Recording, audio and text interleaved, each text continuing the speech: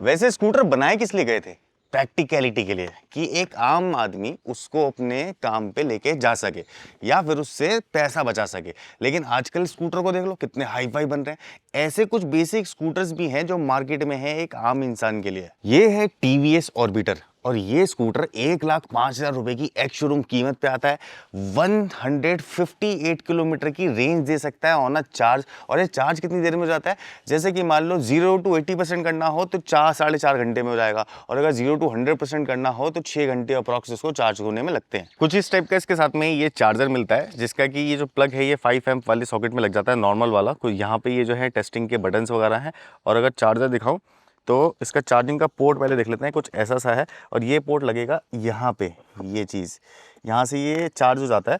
और इसकी आउटपुट की बात करें तो 58 वोल्ट डीसी का है, 11.5 एम्प मैक्स आउटपुट देता है ये। स्कूटर्स का नाम ही है यूटिलिटी, क्योंकि यूटिलिटी नहीं चाहिए तो मोटरसाइकिल चला देंगे, ज़्यादा माइलेज चाहिए होगी तो।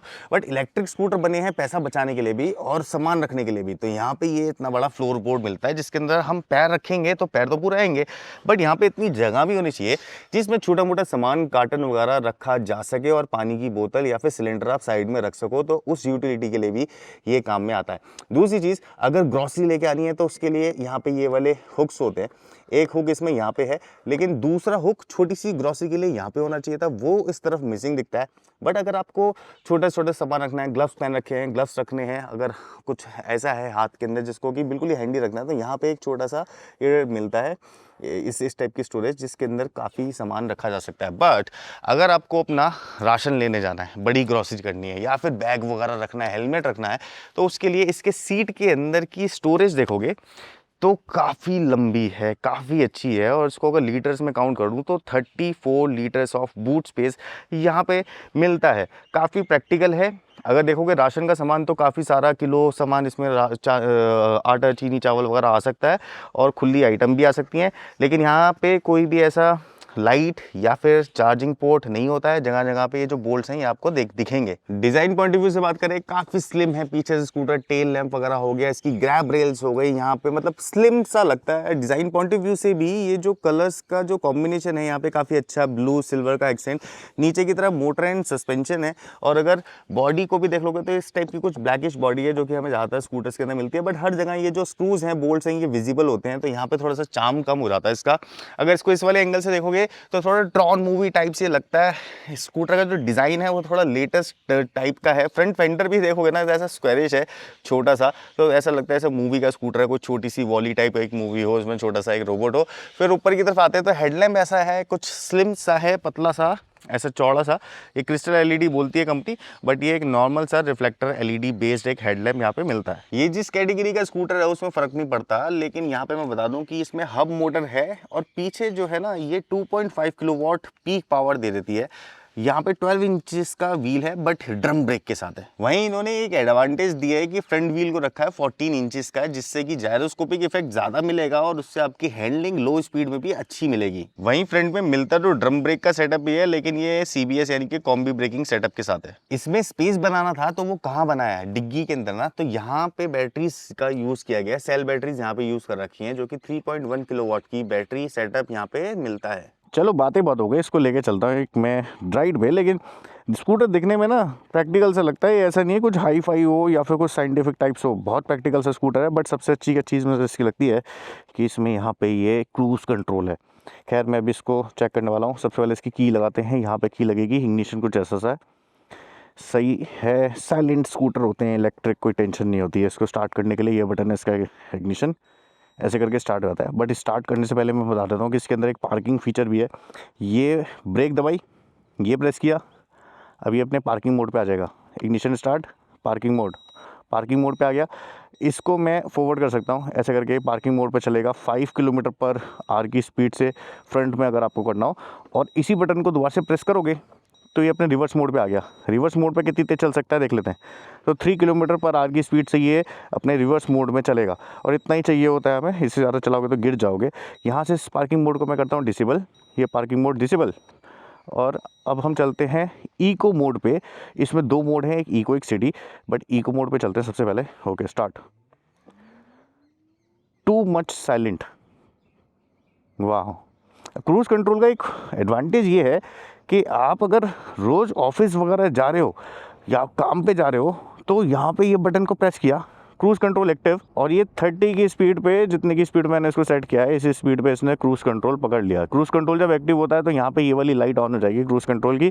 थोड़ी सी स्पीड अगर बढ़ाऊँ तो क्या होता है, स्पीड बढ़ाई, फिर से मैंने क्रूज़ का बटन दबाया, क्रूज़ रेडी हुआ, कुछ सेकंड लेगा क्रूज़ एक्टिव होने में, और यहाँ पे वो क्रूज़ कंट्रोल इसका एक्टिव हो जाएगा, एक्टिव हो गया। बट जैसे ही ब्रेक करोगे, जैसे अभी मैं ब्रेक कर रहा हूँ, तो वो क्रूज़ जो है इसका डिसेबल हो जाएगा।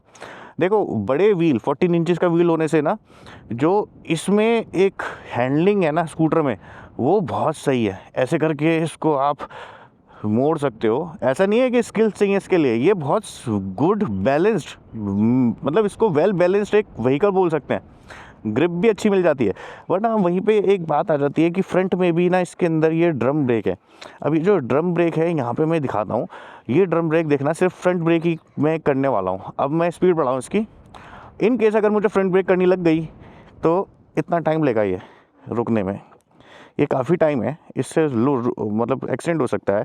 बट आप इन स्कूटर को बहुत तेज़ मत चलाना। लेकिन रियर ब्रेक काफ़ी अच्छी टाइट हुई हुई है इसमें, और रियर ब्रेक में एक और एडवांटेज है कि यहाँ पे ये क्लिप है, ऐसे करके ब्रेक, ऐसे करके इसको लगाओ, ये ब्रेक पे आ गया।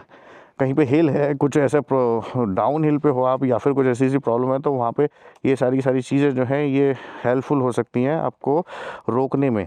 ऐसे करके ब्रेक लगा के सामान ले सकते हो कहीं से, आपको फ़र्क नहीं पड़ेगा कि अगर मैंने ब्रेक भी लगा रखी है ऐसे करके, और अगर बच्चा बैठा है यहाँ पे और थ्रॉटल उसने दे दिया तो ये आगे नहीं बढ़ेगा, ऐसे करके झटका मारेगा लेकिन आगे नहीं बढ़ेगा, क्योंकि ब्रेक ऑलरेडी अप्लाइड है। अब चलते हैं नेक्स्ट। देखो ब्रेकिंग ठीक लगी मुझे, ज़्यादा नहीं है इसकी ब्रेकिंग। फ्रंट ब्रेक तो बिल्कुल भी नहीं है, रियर ब्रेक है अच्छी खासी, फ्रंट ब्रेक बट ये ढीली भी हो रखी है, थोड़ी सी टाइट होगी तो थोड़ा सा ज़्यादा मज़ा आ जाएगा। बाकी इसके अंदर एक और मोड है जो कि सिटी पर्पज़ के लिए, इको मोड है इंटरनल, जैसे अभी मैं घूम रहा हूँ अपने घर के पास, ये इसका सिटी मोड है। मैं यहाँ से ये मोड का बटन देख रहा हूँ, ये मोड का बटन चेंज करूँगा, सिटी मोड पर आ गया ये रहा। मेरे मोड का बटन प्रेस करते के साथ ही ये सिटी मोड पर आ जाता है। अब मैं इसको चलाऊँगा सिटी मोड पर, तो ये कितनी हाई स्पीड पे चल सकता है सिटी मोड पे वो देखेंगे। कुछ इस तरीके से स्पीड पकड़ लेता है, और सिटी मोड बेसिकली सिटी के लिए ही है, लेकिन बहुत ज़्यादा तेज़ नहीं चलता, ये बहुत आराम से आएगा 60 की स्पीड पे। ऐसे 60 की स्पीड पे आ गया, 61 पे हुआ, मैंने ब्रेक करी। अब देखो मैंने इतनी स्पीड में दोनों ब्रेक का सहारा लिया तो कितना सही तरीके से मैंने ब्रेक कर दी है इसकी। दोबारा से चलाते हैं इसको। टर्न इंडिकेटर के साथ में एक बज़र का भी साउंड है इसमें, ऐसे किया बज़र।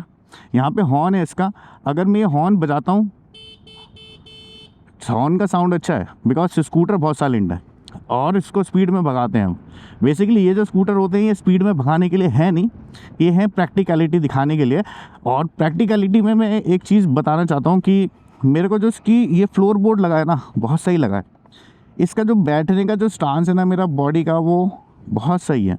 दूसरा मेरा एक मेजर जो पॉइंट है वो ये है, यहाँ पे ब्रेक करता हूँ मैं, स्कूटर रुक गया है अच्छा सा।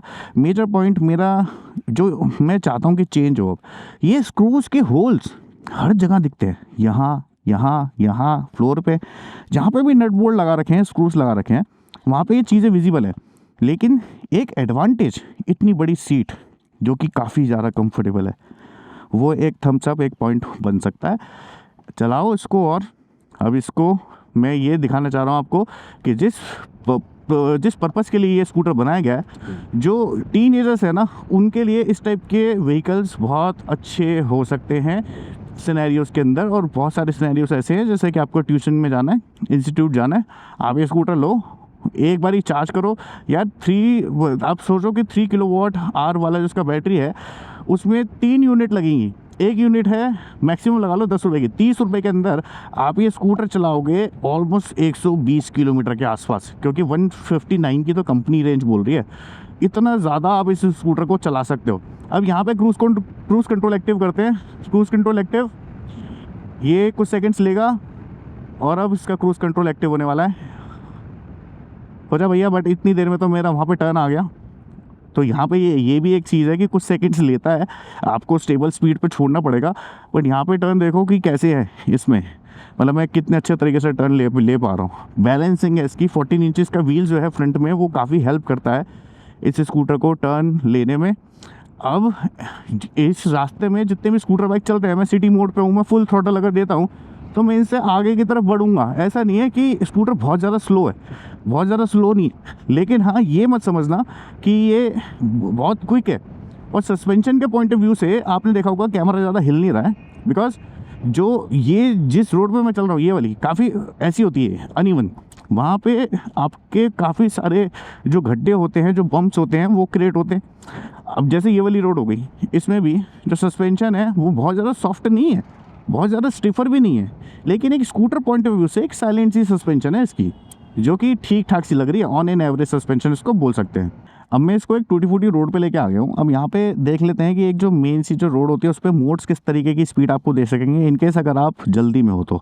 ऐसा नहीं है ना कि हमेशा ही आपके पास बहुत टाइम होगा। इको पे चलते हैं, चलो जी। इको पे फुल थ्रॉटल है मेरा और रास्ता भी लंबा है मेरे पास में, तो मैं देखना चाहता हूँ कि कहाँ पे इसकी इको मोड ख़त्म हो जाता है। और वो हो चुका है 45 किलोमीटर पर आवर की स्पीड पे, 46 पे जाता है बट फिर से 45 पे आ जाता है। यहाँ पे कुछ और बटन भी है जिससे कि आप ट्रिप वगैरह ये सारी चीज़ें जो है सेट कर सकते हो, ट्रिप को रीसेट कर सकते हो, AB ट्रिप पे आ सकते हो। मैं चलते चलते मोड अगर चेंज करूँ तो यहाँ पे मोड चेंज हो गया, चलते चलते सिटी मोड पे मैं आ गया हूँ। और यहाँ से देखो कि कुछ इस तरीके से ये भाग सकता है, 65 की स्पीड पे आ गया हूँ। एक ये कॉमन सी स्पीड है। अब ये हीरो वीडा चल रहा है ना, या ये कौन सा स्कूटर है, ये देखो, ये भी ऐसी स्पीड पे ही चलते हैं, ये वाले स्कूटर भी सेम टू सेम ये भी स्पीड पे चलता है। बहुत तेज़ स्पीड नहीं है, बहुत तेज़ क्विक एक्सेलरेशन नहीं है, बट 68 पे जाके ये भी बंद हो गया। एक बार इसको फुल और रेव करता हूँ मैं, अगर हाई स्पीड की बात करें, लेकिन लो स्पीड के अंदर तो टू गुड है ये। हाई स्पीड में ये पहुँच सकता है टॉप ऑफ दी लाइन। अगर मैं काउच भी करूँ, मैं फुल ऐसे उठ के भी ना चलाऊँ, तो 68 पे जाके इसकी जो सिटी वाली जो मोड है वो ओवर हो जाती है। 69 पे आ गया, मैं चाहता हूँ 70 पे आइए, एक कोशिश करता हूँ इसको और ज़्यादा भगाने की।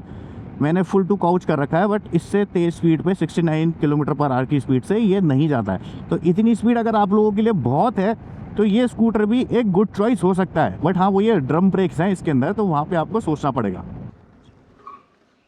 इसकी भी मेरी राइड जो है वो ओवर हो गई है। कंक्लूजन मेरा ये है इस स्कूटर के लिए कि यार ये छोटा है, कॉम्पैक्ट है, धमाका है और कम प्राइस ब्रैकेट के अंदर मिल जाता है। दूसरी चीज़, इस प्राइस ब्रैकेट के अंदर अगर एक्स शोरूम इसकी कीमत देखी जाए 1,05,000 रुपये, 1,20,000 रुपये में तो आ ही जाएगा आपके पास में।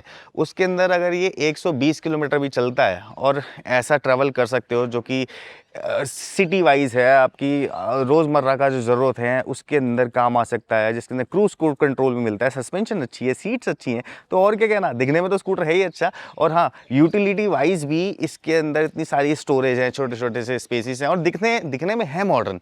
यहाँ पे चेंजेस कहाँ जाते हैं, डिस्क ब्रेक फ्रंट के अंदर डाल देते, 2,000 रुपये एक्स्ट्रा ले लेते हैं, 3,000 रुपये एक्स्ट्रा ले लेते हैं, फ्रंट में डिस्क डाल देते हैं, रेयर के अंदर चाहे ड्रम रखते हैं, बट फ्रंट में भी अगर ड्रम है वहाँ पे मुझे लगा कि यार एक्यूरेसी थोड़ी सी ब्रेक की थोड़ी सी कम है, कंपनी को उसके ऊपर और काम करना चाहिए। इसके अंदर डिस्क ब्रेक डालो फ्रंट के अंदर, ज़्यादा मज़ा आएगा। नेक्स्ट वीडियो अगर आपको देखना हो तो प्लीज़ सब्सक्राइब कर लीजिए, और यार हमारे सब्सक्राइबर बढ़ते नहीं है, प्लीज़ सब्सक्राइबर बढ़ा दो, सब्सक्राइब कर लो अगर वीडियो हमारे अच्छे लगते हो तो। फिर मिलते हैं किसी और चीज़ के साथ, तब तक के लिए बाय बाय।